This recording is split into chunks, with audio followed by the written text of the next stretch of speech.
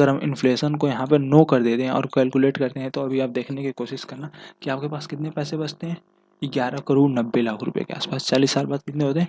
11 करोड़ 90 लाख रुपए। आप कैसे आप चलो इस वीडियो में हम समझने की कोशिश करेंगे SIP, ठीक है, सिस्टमेटिक इन्वेस्टमेंट प्लान। देखो, वीडियो बनाना तो नहीं चाह रहा था लेकिन बना दिया। अब क्या बोलूँ आपसे कि यह SIP सही है, SIP गलत है। देखो, इन सब चीज़ों के बारे में बहुत सारी वीडियो हैं, लेकिन हम एक्चुअली जो मार्केट में डिमांडिंग है उसके बारे में हम समझने की कोशिश करेंगे कि क्या जो एक्चुअली मार्केट दिखा रही है एकदम वैसा ही है या फिर उसके अपोजिट मार्केट चलने की कोशिश कर रही है, ठीक है। आपको कहीं और बताया जा रहा है और आप कहीं और चले जा रहे हो, ठीक ना। और वह जहाँ लेके जाना चाह रहे हैं आप उन्हीं की दिशा में चलते चले जा रहे हो। मेरे कहने का मतलब क्या है कि अगर देखो ये सिंपल से एक SIP कैलकुलेटर है, जाके SIP कैलकुलेटर ओपन कर सकते हो, ठीक है। यहाँ पे SIP है, यहाँ पे लमसम मतलब एक ही बार अकाउंट आप कुछ पैसे डाल सकते हो। लेकिन अब हम SIP को समझने की बात करेंगे।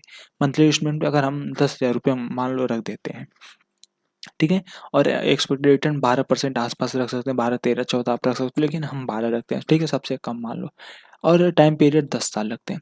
आपसे क्या बोला जाता है कि SIP करो, और बहुत सारी कहानी सुने होगे कि दो दोस्त थे और एक ने कुछ दिनों तक पैसा जैसे कमाना शुरू किया, गाड़ी लिया, घर लिया, और एक दोस्त तो इसको इन्वेस्ट करता गया और कुछ दिनों बाद एक दोस्त के पास कुछ नहीं बता और एक दोस्त के पास इतना पैसा आ गया कि मतलब ये सब आलतू फालतू बातें आप लोग बहुत सारी सुने होंगे, ठीक ना।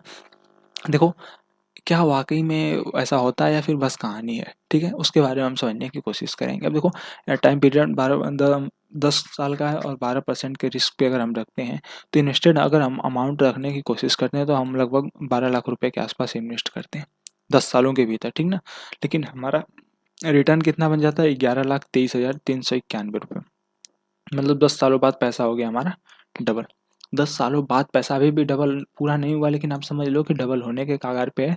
23,000 24,000 रुपये के आसपास है और हमें चाहिए 24 लाख के आसपास। मतलब मान लो कि डबल हो गया। कितने दिनों में? 10 साल में, ठीक है। लेकिन आप अगर इसी को बढ़ा के अगर बस मुश्किल से 11 साल कर देते हो, 27 लाख हो गया। और अब ज़्यादा नहीं, इसको 15 साल कर देते हो तो आपका 50 लाख रुपये हो गया, ठीक है। 18 लाख डबल और फिर 14 लाख एक्स्ट्रा आपको देखने को मिल गया। इसी को 20 साल अगर आप कर देते हो तो आपकी इन्वेस्टमेंट वैल्यू 24 लाख हो गई, लेकिन आप 1 करोड़ रुपए के आसपास बना चुके। समझने की कोशिश करो, अगले 10 साल में पूरा पैसा डबल भी नहीं सही से हो पाया था, और अगले 10 सालों के भीतर जो आपका पूरा इन्वेस्टमेंट वैल्यू 24 लाख थी उसका 4 गुना पैसा हो गया। समझ रहे हो ना। तो अगले 10 साल में डबल भी नहीं हो पाया और अगले 10 साल में 4 गुना पैसा हो गया। और इसी को अगर हम 25 साल कर देते हैं तो आपका 2 करोड़ रुपए के आसपास हो जाता है, 30 लाख, ठीक है। और 30 साल कर दे तो अगर आप अभी बस देखते जाओ, आप 36 लाख, 3 लाख, 3 करोड़ 92 लाख हो गया, ठीक है। अगर आप 40 साल के SIP कर देते हो तो 48 लाख रुपये अगर आप इन्वेस्ट करते हो तो 11 करोड़ रुपये के आसपास आपको मिल जाते हैं। हम अब इतना बड़ा आपको सपना नहीं दिखाने वाले, आप समझने की कोशिश करो मैं क्या आपसे बताने आया हूँ। मैं बताने क्या आया हूँ कि यह जो आपको SIP दिख रही है ना, ये जो वैल्यू आपको दिख रही है 12 लाख रुपए आपने इन्वेस्ट किया, ठीक है, इतने दिनों के लिए और 10 साल के लिए 12% पे। अब आप चलते हैं, हम एक और कैलकुलेटर ओपन किए। इसमें आपको क्या दिखाई दे रहा है यहाँ पे? Adjust for inflation. क्या आपको क्या समझ में आ रहा है कि अगर आज आपको दिख रहा है कि अगर आज मतलब 10 सालों बाद आपके पास 23 लाख रुपए रहेगा 12 लाख का, ठीक है।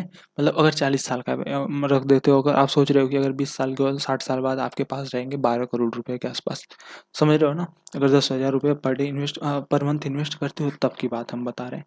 बीच में आपको अगर हट जाता है तो छोड़ दो अभी, बस अभी इसके ऊपर फोकस करने का काम करो। 12 करोड़ रुपये के आसपास रहेगा। आज आपको क्या लग रहा है कि 12 करोड़ रुपये हमारे पास 40 साल बाद रहेंगे, लेकिन क्या हुआ, इन्फ्लेशन को अगर आप एडजस्ट कर देते हो और यहाँ पे अगर हम 40 साल डालते हैं, ठीक है। देखो 10,000 रुपये है और 12% पे कैलकुलेट अगर हम कर देते हैं, सिंपल था, इसको कैलकुलेट के बटन पे आप क्लिक कर दोगे तो आपको यहाँ पे अगर 48 लाख रुपए के आसपास इन्वेस्ट किया था आपने, ठीक है, यहाँ पे भी 48 लाख के आसपास आपने इन्वेस्ट किया था, ठीक है ना। और एक्सपेक्टेड अमाउंट कितना था? लगभग सॉरी, रिटर्न 11 करोड़ 40 लाख रुपए के आसपास हमें देखने को मिला था, ठीक ना। अब हम सिंपल सा चलते हैं, 40 साल बाद हमारी वैल्यू कितना रहेगी? समझो आप बात को। अगर हम इन्फ्लेशन को यहाँ पे नो कर देते हैं और कैलकुलेट करते हैं तो अभी आप देखने की कोशिश करना कि आपके पास कितने पैसे बचते हैं। 11 करोड़ 90 लाख रुपए के आसपास। 40 साल बाद कितने होते हैं? 11 करोड़ 90 लाख रुपए आपके पास बचते हैं। बट अगर आप इन्फ्लेशन को अगर यहीं पे एडजस्ट कर देते हो, ठीक है, तो आपके पास कितने पैसे बचे? फ्यूचर वैल्यू कितना बचे? 2 करोड़ रुपए। आप जो समझ के लगा रहे हो कि आपके पास 12 करोड़ रुपए रहेंगे, बहुत मुश्किल से बस आपके पास 2 करोड़ बच रहा है। कि आप इसीलिए पैसा लगा रहे हो कि 40 साल बाद आपके पास 48 लाख इन्वेस्ट करके बस 2 करोड़ रुपए बने। आपका तो 4 मतलब 4 सॉरी हाँ 4 गुने के आसपास पैसा हुआ। 48 लाख का इन्वेस्ट करोगे तो आपको यहाँ पे क्या दिखा कि मुश्किल से 2 करोड़ रुपए के आसपास आपका इन्फ्लेशन एडजस्ट करके बच रहा है। ठीक है, अब क्या आपको यहाँ से देखने को मिला, यहाँ से देखने को मिला यार ये तो घाटा है। हाँ बिल्कुल घाटा है। आपको अगर इन्फ्लेशन को एडजस्ट करके मार्केट के साथ चलनी है, अगर आप पीरियड 40 साल रखते हो अच्छी बात है। इन्फ्लेशन की अगर 6 से 7% मार्केट बढ़ती चली जाती है तो अगर रिटर्न बढ़ा सकते हो तो रिटर्न बढ़ाओ। अगर रिटर्न नहीं बढ़ा सकते हो तो आपको कम से कम यहाँ से 10,000 है तो आपको कम से कम 11,000 अगर हर एक साल में पैसे बढ़ाते रहने चाहिए, ठीक ना। अगर 10,000 अगर आप रख रहे हो तो ऐसे तो नहीं होने वाला है। मतलब आपका 48 लाख रुपए मुश्किल से 2 करोड़ रुपए फ्यूचर वैल्यू बचती है। ठीक है, ऐसा तो है नहीं कि मार्केट जहाँ पे खड़ी है वहीं भी खड़ी रह जाएगी, इन्फ्लेशन एकदम नहीं बढ़ेगा और मार्केट चलती चली जाएगी। मार्केट चलती चली जाएगी तो आपका आरओआई 11,40,24,202 रुपये के आसपास हो जाएगा 12% पे। ठीक है, आप इसी को बस 12 से 14 कर देते हो, समझने की कोशिश करना। बिना इन्फ्लेशन को एडजस्ट किए आपका जो 12 करोड़ बन रहा था वो 22 करोड़ बन गया। ठीक है, मतलब 22 करोड़ बन गया ना। लेकिन अगर इन्फ्लेशन को फिर आप एडजस्ट कर देते हो तो वैल्यू 3.5 करोड़ के आसपास आके खड़ी हो जाती है। ठीक है, 12 करोड़ 24 करोड़ हो गया लेकिन 2 करोड़ 4 करोड़ नहीं हो पाया। आप समझने की कोशिश करो। और ऐसा नहीं 40 साल में आपको पैसे का काम नहीं पड़ेगा। हो सकता है आपको अगले मंथ काम पड़ जाए, फिर 1 साल बाद, 2 साल बाद, 4 साल, 5 साल इमरजेंसी में अगर आपको फंड की कमी पड़ गई तो भी आपको एग्जिट लोड चार्ज 2% 3% देना पड़ेगा।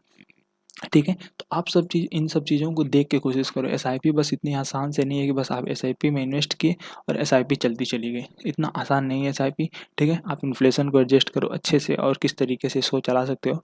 अगर आप बताना तो हम बहुत अच्छे से फिर टॉपिक पे बनाने की कोशिश करेंगे, ठीक ना। आप 10,000 छोड़ दो यार, अगर आप 1,000 रुपये अगर इन्वेस्ट करते हो, ठीक है, 12% अगर आप इन्वेस्ट करते हो, समझने की कोशिश करना बस इन्फ्लेशन को एडजस्ट करके, तो आपकी लगभग कितना 20 लाख रुपए के आसपास बनता है आपका 40 साल में। कितना मतलब कितना आसानी से लोग बोल देते हैं बस कि हाँ मतलब बहुत सही है एसआईपी और एसआईपी से आप अमीर बन सकते हो। नो डाउट आप अमीर बन सकते हो 40 साल बाद। ठीक है, आप अब 5 लाख रुपए आपका इन्वेस्ट किया और अगर महंगाई नहीं बढ़ेगी तो 1 करोड़ 18 लाख रुपए आपके पास रहेंगे। लेकिन यहाँ पे क्या 20 ही लाख रुपए बच रहे हैं, तो कहीं ना कहीं 1 करोड़ रुपए मार्केट बस आपकी इन्फ्लेशन लेके ही चली गई। तो इन्फ्लेशन को कोई नहीं रोक सकता, तो इसलिए आपको आपकी इन्वेस्टमेंट वैल्यू बढ़ानी पड़ेगी या फिर एसआईपी को छोड़ के कुछ और करना पड़ेगा।